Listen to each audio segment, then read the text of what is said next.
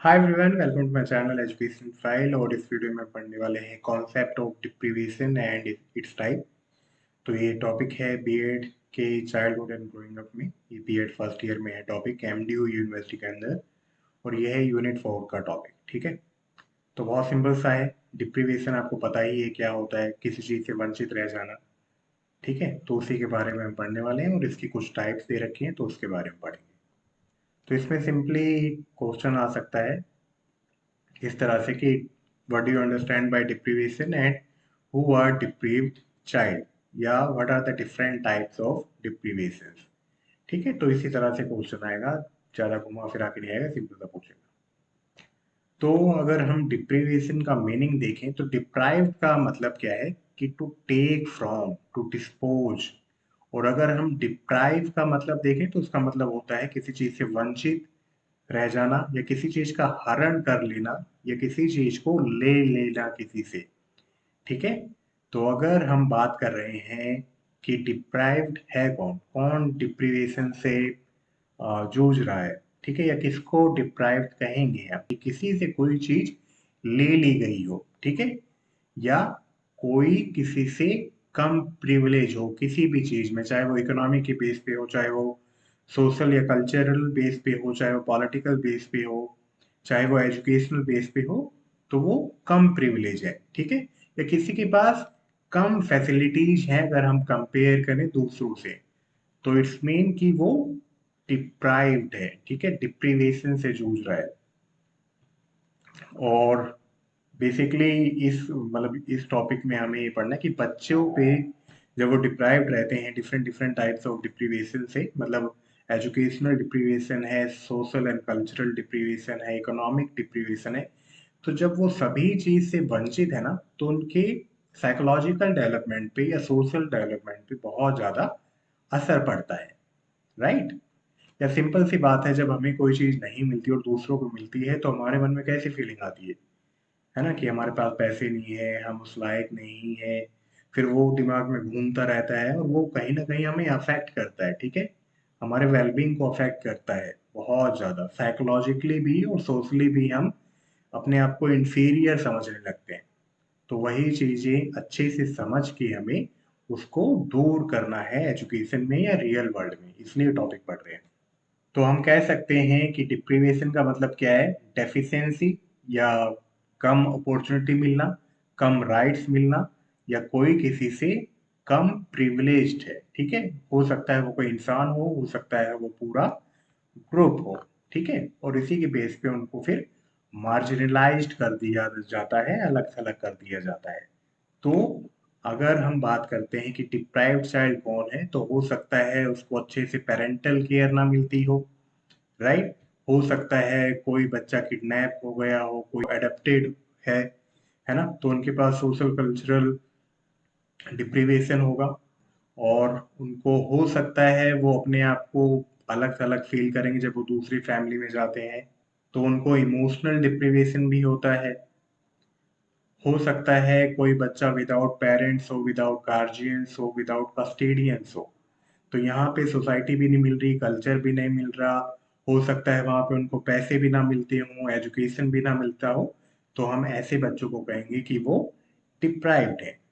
Right, कि वंचित है किसी चीज से।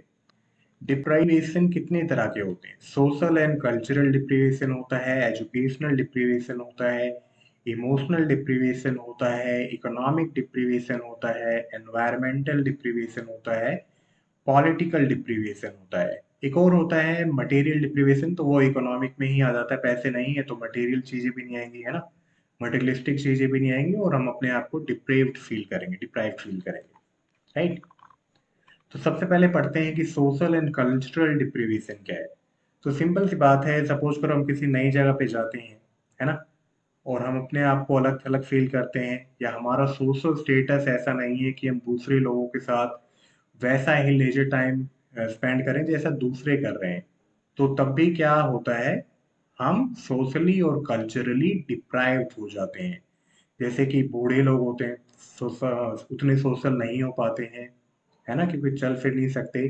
डिफरेंटली एबल पर्सन्स कई बार इंक्लूसिवनेस की बात करते हैं, लेकिन सोसाइटी में उतनी इंक्लूसिवनेस है नहीं।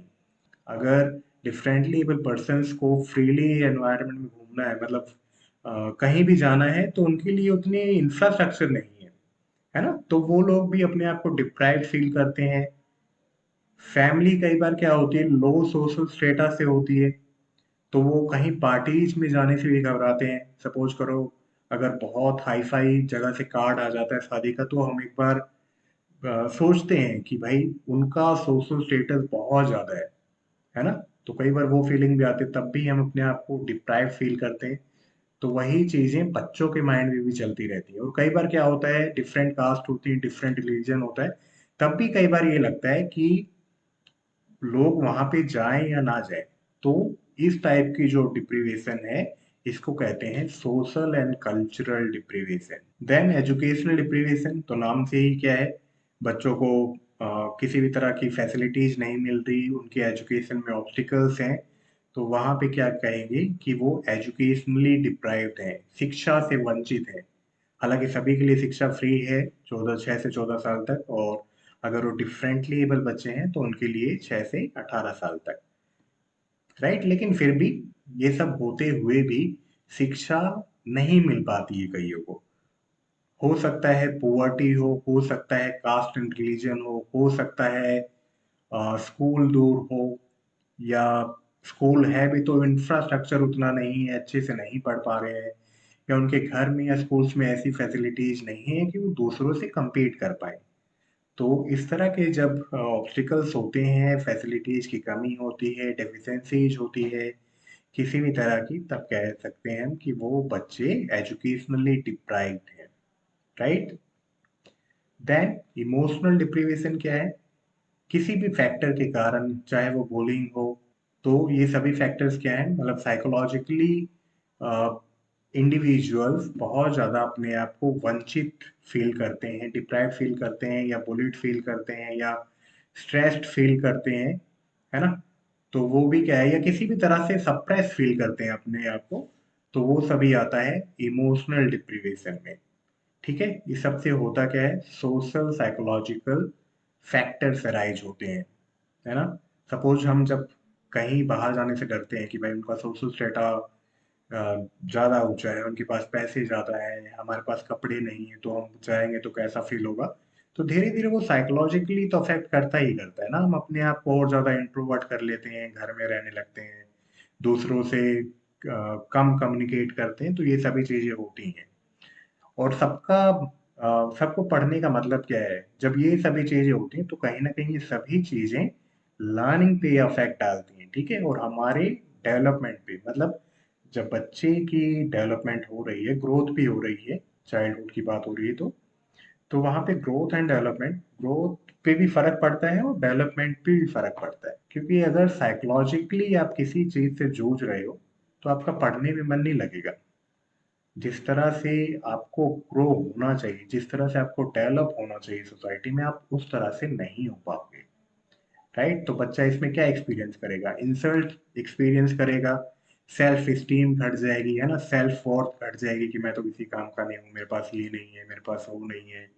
ऑर्फन फील करेगा, मतलब ऑर्फन का यहाँ पे अलग अलग मीनिंग है, अपने आप को अलग थलग भी फील करेगा, पेरेंट्स से भी अलग थलग फील करेगा। कई बार बुलिंग होती रहती है, रैगिंग पहले बहुत होती थी, तो इतनी रैगिंग होती थी, इतनी बुलिंग होती थी, कई बार बच्चे अपने पेरेंट्स से भी नहीं बता पाते थे, डर के मारे। केयरलेस एटीट्यूड ऑफ पेरेंट्स, ये भी हो सकता है, क्योंकि कई बार बच्चा बताना भी चाहता है कि मेरे साथ ये हो रहा है, लेकिन एज ए सोसाइटी हम साइकोलॉजिकल फैक्टर्स को उतना उस पर ध्यान नहीं देते, उतनी अटेंशन नहीं देते, सोसाइटी में अभी भी ये है। देन कन्फ्लिक्ट्स अराइज होते हैं फैमिली में, बच्चा कुछ और बता रहा है, जो फील कर रहा है, जो उसके साथ हो रहा है, लेकिन फैमिली एक्सेप्ट नहीं करती है, तो वहां पे फिर कन्फ्लिक्ट्स आते हैं और बच्चों की डेवलपमेंट पे बहुत बुरा असर पड़ता है, ठीक है, और लर्निंग अच्छे से नहीं होती, सिंपल सी बात।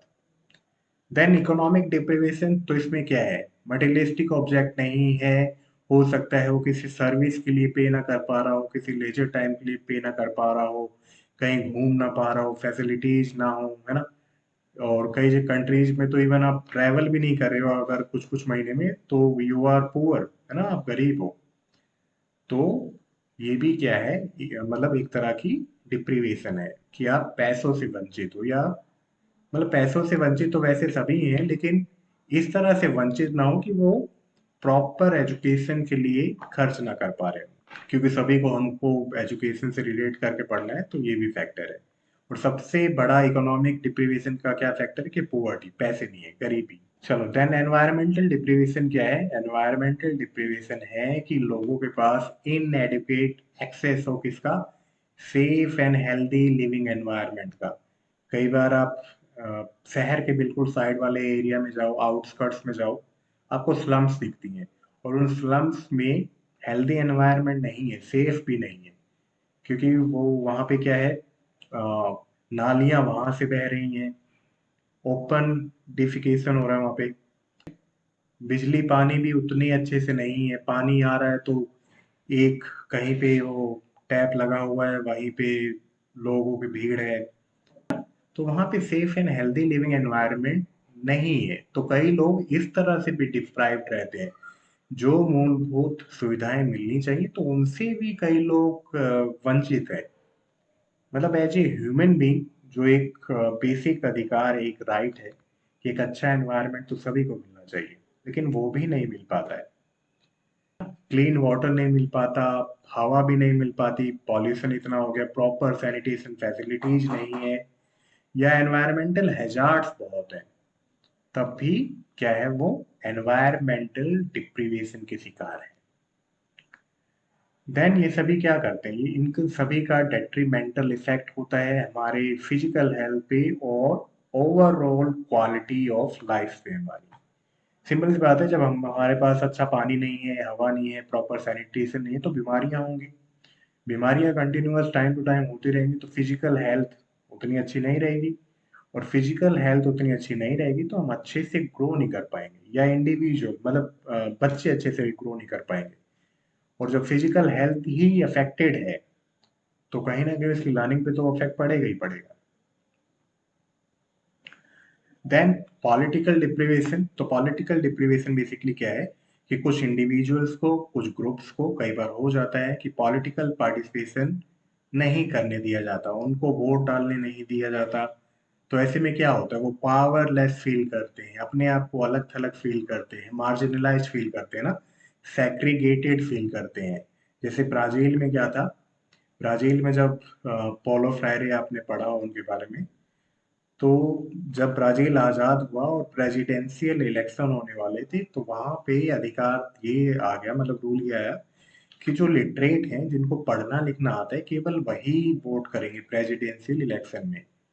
तो अब जो वोट नहीं कर पा रहे हैं, तो उनमें क्या आया, पावरलेसनेस भी आई, वो अपने आप को अलग थलग फील करते हैं, है ना। या पहले की बात करें, लोगों के पास इतनी पावर नहीं थी कि वो वोट वोट दे सके अपना, ठीक है। तो जब हमें लगता है कि हमारी बात को सुना नहीं जा रहा, हमारे ओपिनियंस पे ध्यान नहीं दिया जा रहा, या जो भी फैसले हो रहे हैं उनमें हमारी राय नहीं है, तो तब भी क्या आता है, पावरलेसनेस फील करते हैं, है ना, कि हमारे पास पावर नहीं है, जो कुछ कर रहे हैं बड़े लोग कर रहे हैं, है ना, जो किसी पर्टिकुलर पोजीशंस पे है। हम अपने आप को मार्जिनलाइज्ड फील करने लगते हैं कि अपना कमाओ, खाना खाओ, सिंपल सा जीवन जियो, और हम अपने आप को सेग्रीगेट फील करते हैं। तो जब ऐसा होता है, तब भी क्या होता है, सेल्फ स्टीम, सेल्फ वर्थ घटती है, और ये सभी चीजें डेवलपमेंट पे बहुत बुरा इफेक्ट डालती है। और एक स्लेवरी नेचर ना स्टार्टिंग से ही डेवलप होने लगता है। कुछ तो सोसाइटी में है ही स्लेवरी नेचर, कि जो बड़े लोग हैं वही चलाते हैं, लेकिन जब ऐसी चीजें होती हैं तो और ज्यादा स्लेवरी नेचर डेवलप हो जाता है एक इंडिविजुअल के माइंड में, स्टार्टिंग एज से ही। ठीक है। तो ये डिप्रीवेशन था, ये कुछ टाइप थी डिप्रीवेशन की। आई होप आपको कुछ आइडिया मिला होगा यहाँ से, और आप और ज़्यादा अच्छे से इसको एग्जाम में लिख पाओगे। तो ये कुछ रेफरेंसेस हैं, आप यहाँ से जाके इसको और ज़्यादा अच्छे से पढ़ सकते हो। तो मिलते हैं नेक्स्ट वीडियो में, till then bye bye, take care.